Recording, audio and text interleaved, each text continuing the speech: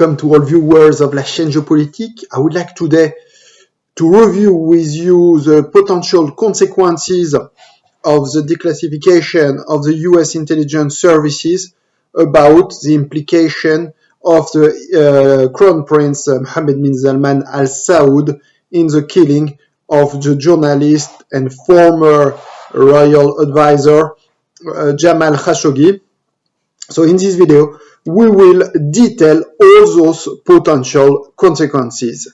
So welcome to that video. So on Friday, the US intelligence services have released publicly the report about the involvement of the Crown Prince Mohammed bin Salman Al Saud about the killing of Jamal Khashoggi.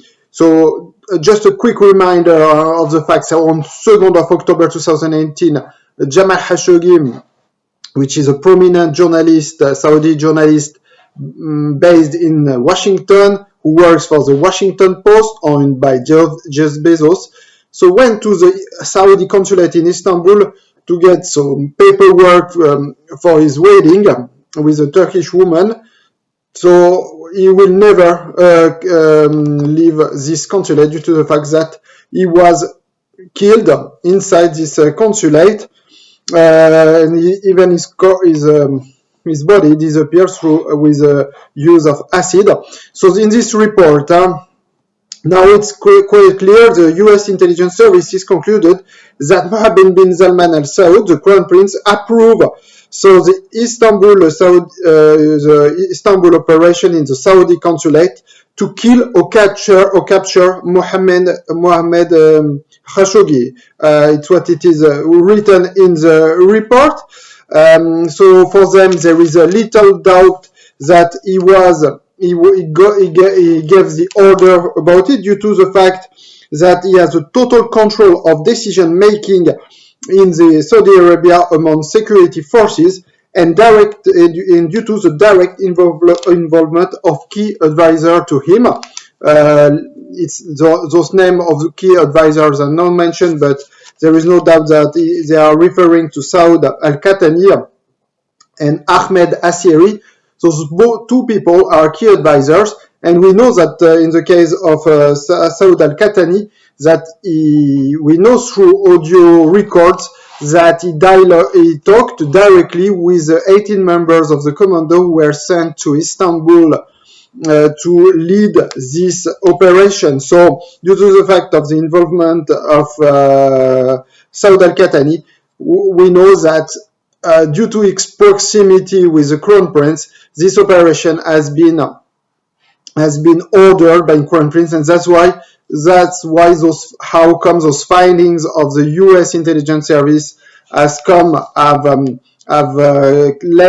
to the conclusion that there is absolutely no doubt that the Crown Prince knew and ordered this operation. Having said that, so now what could be the potential consequences of this report? So far, to date, the consequences are limited because only two decisions have been taken in regard to Saudi Arabia. So as already stated in other video, so the United States have already halted the weapons sales to Saudi Arabia so far, probably in order to pressure Saudi Arabia to end the war in Yemen. And another consequences has been announced on Friday that 76 Saudi nationals are banned to enter into the US territory. So just to be clear, among those 76 Saudi nationals, the name of Crown Prince Mohammed bin Salman is not mentioned. Surprisingly, can we say, because how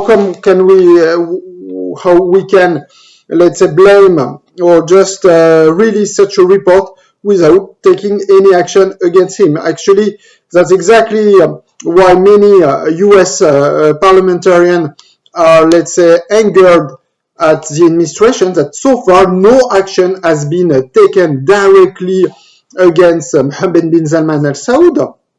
So what the purpose of releasing such a report. So what we can say is that tomorrow, on Monday 1st of March, President Biden will make significant announcement. That's the wording that has been used by President Biden. So let's see what will be announced tomorrow.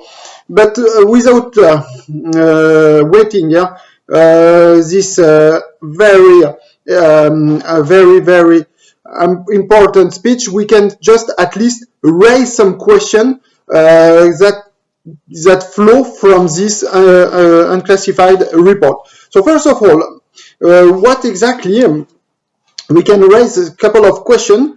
So like, for example, will this unclassified report will provoke, will spark a revolution, I mean, inside the palace, a palace revolution? Can we dread that Mohammed bin Salman will never become a king? Because, I mean, we can raise a very high speculation that how come after such unclassified report can he become a king? Will he be allowed to travel overseas? I mean, based on this report, it's likely that some, NGOs, non-governmental organization, could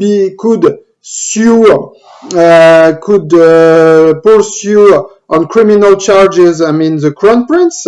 I mean, let's remind such a memorable trip to Argentina in November 2018 at the time of the G20. I mean, some NGOs try to arrest on the Argentinian soul Mohammed bin Salman, but probably if he would have stayed a couple of hours longer, he would have been arrested. So we see now it's very complicated, very risky for him to travel overseas. I mean, I don't remind over any recent journeys about Mohammed bin Salman. So even though, as I mentioned earlier in the video, he's not part of the 76 Saudi nationals who are banned to enter into the US territory, I mean, de facto, he cannot go to the US. I mean, after such a report, we can imagine that probably he could, some Saudi nationals or some NGO could just pursue him in the US and try to arrest him in the United States. So unless he goes to United Arab Emirates or China or even Russia, I mean, he's not able to go to a, democratic country without facing the risk of being arrested.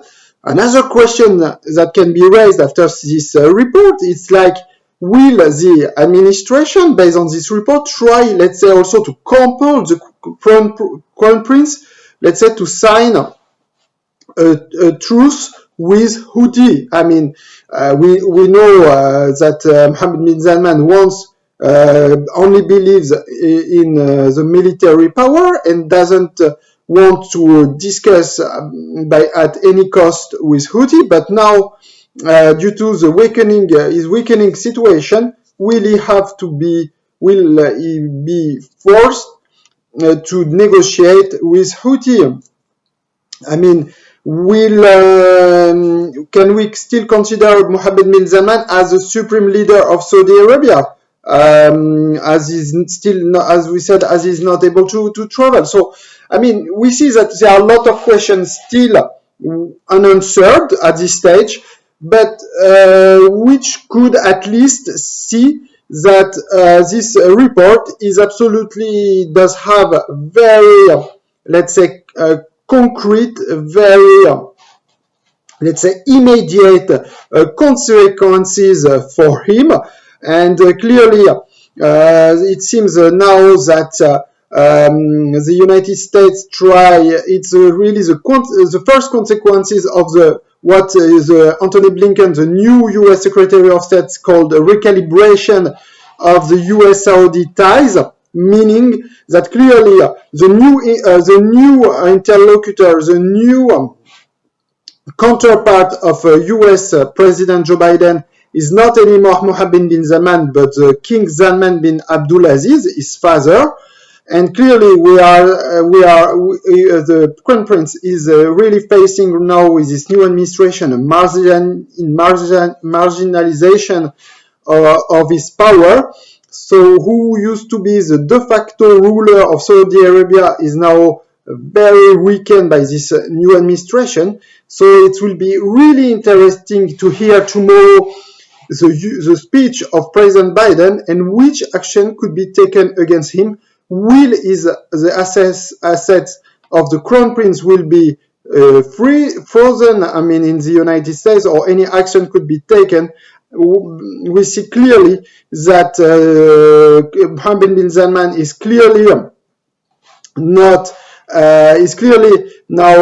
sidelined, but could we also imagine, based on this report, that he will never become a king? Let's see over the next week what could be those consequences of this report, but at least I try in this video to raise the immediate questions that could be raised based on this report.